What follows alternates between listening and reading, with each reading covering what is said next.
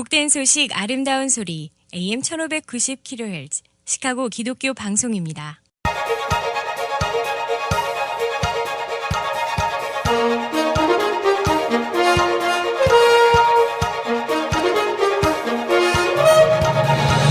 김정일 해설위원의 시사 해설.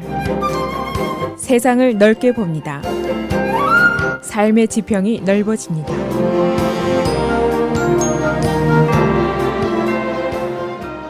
시사 해설입니다. 이 트럼프 대통령의 국내외 정책이 아주 변화무쌍하게 바뀌고 있습니다. 그래서 한 언론은 이 트럼프 대통령의 변심이 stunning U-turns, 아주 어지러울 정도로 심한 U-turn을 하고 있다. 그런 표현까지 하고 있습니다. 예를 들면은 트럼프 대통령이 선거전 당시에 네이터는 폐물이 됐다라고 공격을 했습니다만은 어제 네이터의 사무총재가 회견하면서 네이터는 더 이상 폐물이 아니다라고 종전의 입장을 바꿨습니다. 또 중국이 환율 조작국이다라고 얘기를 했다가 아니다라고 얘기를 했고 중국이 미국을 강간했다라고까지 심한 말을 했다가 이번에는 시진핑은 아주 훌륭한 사람이다라고 지켜 세우기도 했습니다. 또 러시아 푸틴 오바마보다 훌륭한 지도자다라고 얘기를 했다가 시리아 사태 이후에 화학무기를 쓴 도살업자들이 있다라고 아주 심한 공격을 했습니다. 그런가 하면은 Federal Reserve의 제넷 옐런 회장을 갈아치우겠다라고 얘기를 했다가 지금 그녀는 훌륭한 사람이다라고 또 반대 입장을 얘기를 하고 있습니다. 그야말로 어지러울 정도의 변화인데 왜 이렇게 말이 바뀌고 있을까? 여러 가지 해석이 분분합니다. 화이트하우스 측에서는 환경이 변했기 때문이다. 그런 설명을 하고 있고 또 다른 의견은 그의 방법이 원래 그렇다. 그런 설명도 있고 또 다른 쪽에서는 이것이 그의 개인적인 인격의 산물이다. 또 그런 설명도 있습니다. 여하튼 변화무쌍한 트럼프의 변심, 그것 때문에 미국의 방향이 혼란스럽고 국제사회도 혼란스러워하는 모습을 보이고 있습니다. 그래서 오늘은 트럼프 대통령의 마음 바꾸기 어떤 내용인가, 어느 정도 심각한 것인가, 또 그 영향은 어떤 것인가, 이런 이야기들을 종합하겠습니다. 그의 말 바꾸기, 이제 그의 임기가 이제 석 달 가까워오는 동안에 그야말로 180도나 유턴한 것이 꽤 많습니다.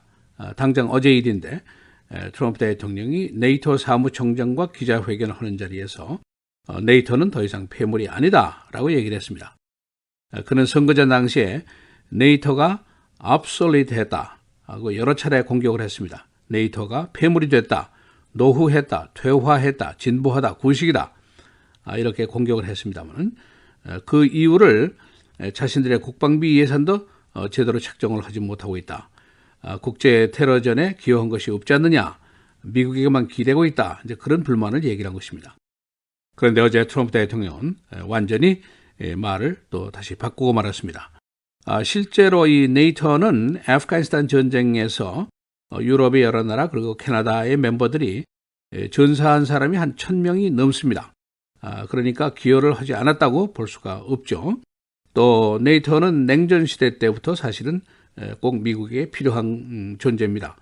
소비에트 유니언이 봉쇄를 하는데 큰 역할을 기여했고 러시아는 지금도 유크레인을 위협하고 있고 크라이미아를 합병하고 있고 유럽에서 강권 정치를 쓰면서 시리아, 리비아 이런 모슬렘권에 대한 세 강화를 부단하게 노력을 하고 있습니다.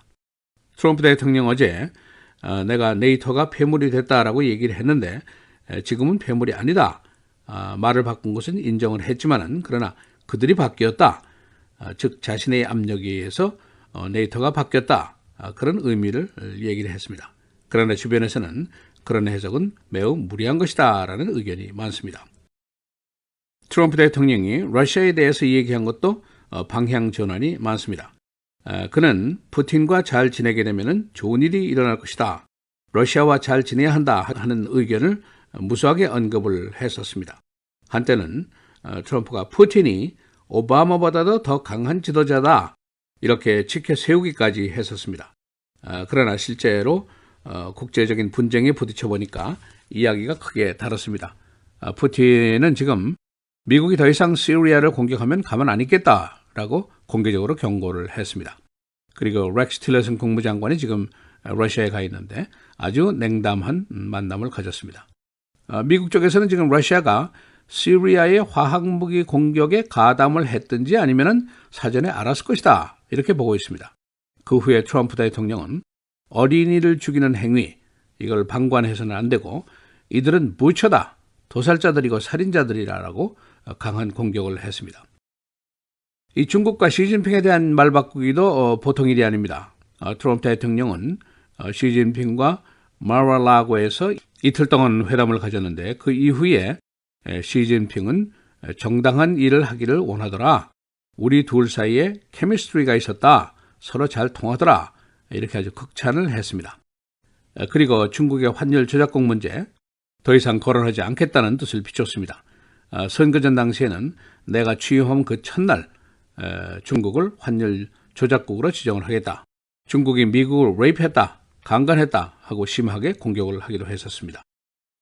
지금 시진핑으로부터 북핵 문제 해결에 대한 어떤 협조에 대한 언지를 받은 반대급부인지 이런 것은 잘 알 수가 없습니다만 중국과의 무역 역저 문제 이것은 당분간 일단 사라진 느낌이 들고 있습니다.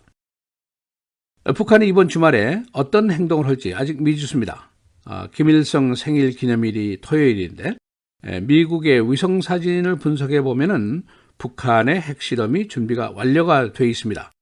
만일 북한이 이를 또 저지르게 되면은 벤슨 항모가 지금 공격을 할 것인지 아니면 요격만 할 것인지 그것도 미지수입니다. 그리고 페더럴 리저브의 제넷 옐런 의장에 대한 언급도 크게 변하고 있습니다. 트럼프 대통령은 그녀의 임기가 되기만 하면 퇴진시킨다. 임기가 2018년입니다. 그녀가 금리를 일부러 저금리 정책으로 조작을 하고 있다 하는 비난을 했었습니다만 지금은 완전히 또 말을 바꿔서 그녀는 더 오래 일을 해야 된다.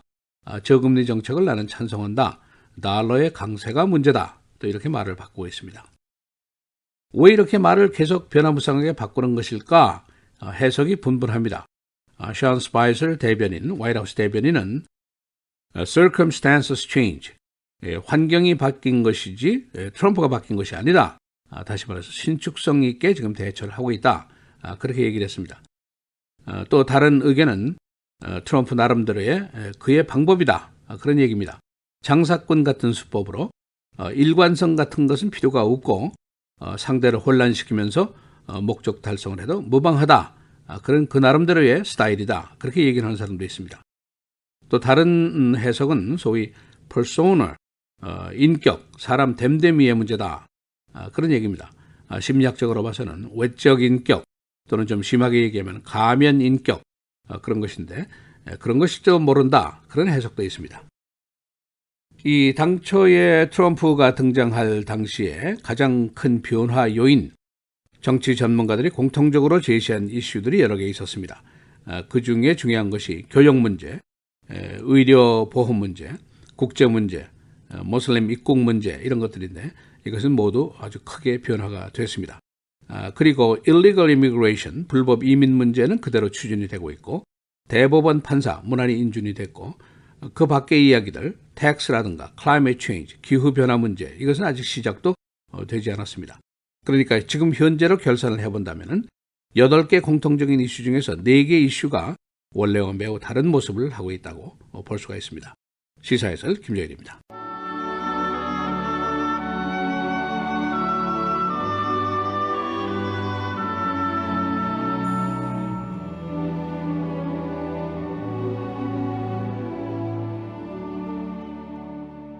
너희도 우리를 위하여 간구함으로 도우라.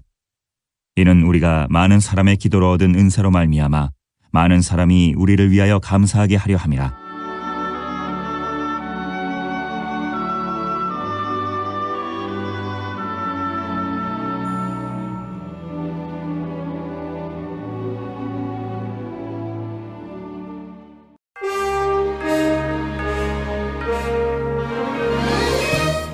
헤드라인 뉴스입니다. 북한의 핵실험 준비가 끝난 것으로 보입니다. 정보 당국의 위성사진 분석에 따르면 북한의 핵실험 준비가 완료되었습니다. 이번 토요일 김일성 생일 기념일을 맞아서 북한이 또다시 도발 행위를 할 것인지에 대한 관심이 쏠리고 있습니다. 미국은 칼 빈슨 항모를 한반도 근해에 급파했습니다.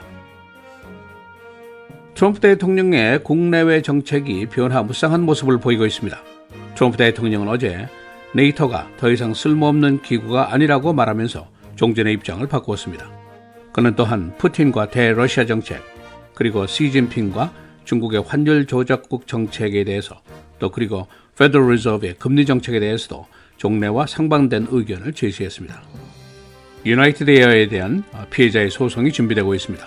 피해자의 변호인 측은 어제 법원에게 사건 당시 관련 서류의 보전 신청을 냈습니다. UAE 측은 해당 항공기 탑승 승객 전원에게 요금을 환불해 줄 것을 결정했습니다. 이번 사건과 관련해서 2명의 관리가 더 정직 처분됐고, 어제 시카고에서는 비엔남 커뮤니티를 중심으로 한 에이션 커뮤니티가 유나이티드 에어의 회장 사임을 요구하고 나섰습니다. 불법 이민자 추방이 크게 강화되고 있습니다. DHS는 불법 이민자 억류 시설을 대폭 늘렸고, 단속 사법 관리들의 숫자도 늘리고 있습니다. 이민국은 10,000명의 단속 요원을 고용할 계획입니다. 한편 의회는 15억 달러에 달하는 국경 벽쌓기 기금 처지를 지연시키고 있습니다. 뉴욕주의 흑인 여성 판사가 어제 허슨강에서 사체로 발견됐습니다. 쉴라 압더스 슬람 판사, 경찰은 사인을 조사 중입니다. 그녀는 2013년부터 뉴욕주 항소법원 판사로 재직해왔습니다.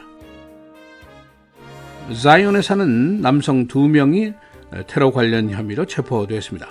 이들은 아이시스를 돕는다는 동기로 위장한 FBI 요원에게 전화기와 전투 장비들을 사주었습니다.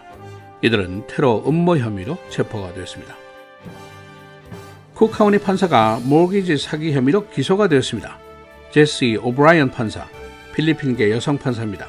그녀는 2004년 이후 부동산 투자와 관련해서 모기지 사기를 계속한 혐의를 받고 있습니다.